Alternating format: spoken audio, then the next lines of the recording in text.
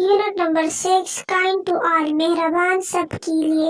हजरत सुलेमान अलैहिस्सलाम was the son of हजरत दाऊद। हजरत सुलेमान अलैहिस्सलाम हजरत दाऊद अलैहिस्सलाम की बेटी थी। He was also Allah's messenger like his father। वो भी अपनी वालिद की तरह अल्लाह के रसूल थी। He was a humble man and a strong believer in Allah's power। वो एक आजिज इंसान और अल्लाह की कुदरत पर पुख्ता यकीन रखने वाले थे। Allah blessed him with great gifts and power। अल्लाह ताला ने उनको अजीम नेमतों और कुदरतों से नवाजा। He used them for the good of human being। उसने उन्हें इंसानों की भलाई के लिए इस्तेमाल किया। He spread Allah's message far and wide। उसने अल्लाह का पैगाम दूर दूर तक फैलाया।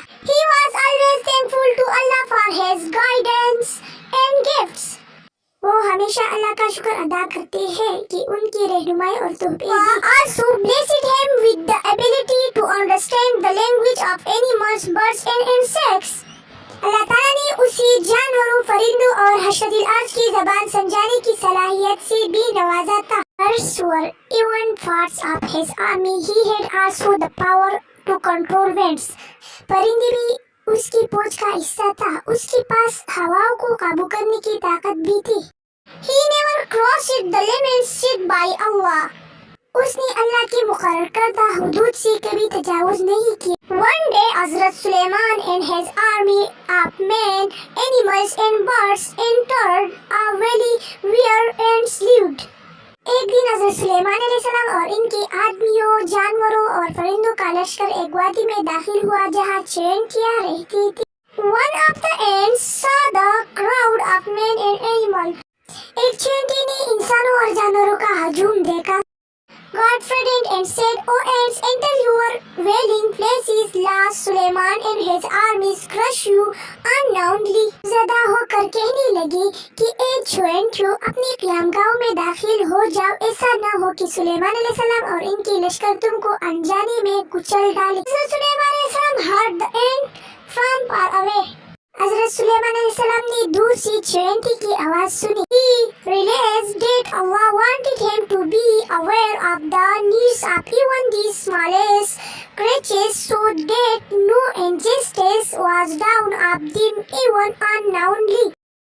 उसने महसूस किया कि अल्लाह चाहता है कि वो इन छोटे से छोटे मखलूक़ात की ज़रूरतों से भी बाखबर रहे ताकि अनजाने में भी उनके साथ कोई नाइंसाफ़ी न हो।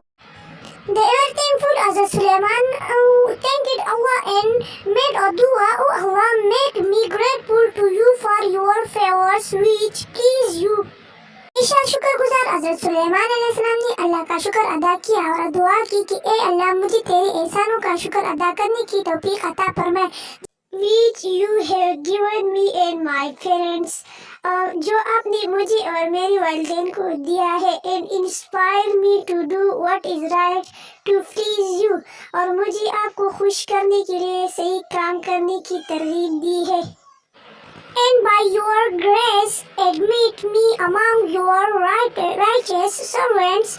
He then ordered his army to march away from the ants colony। और अपनी फजल से मुझे अपनी नेक बंदों में शामिल कर ले। उसने अपनी फौजों को चींटियों की कॉलोनी से दूर निकलने का हुक्म दिया। The ants got surprised when the great army moved away without harming even a single ant।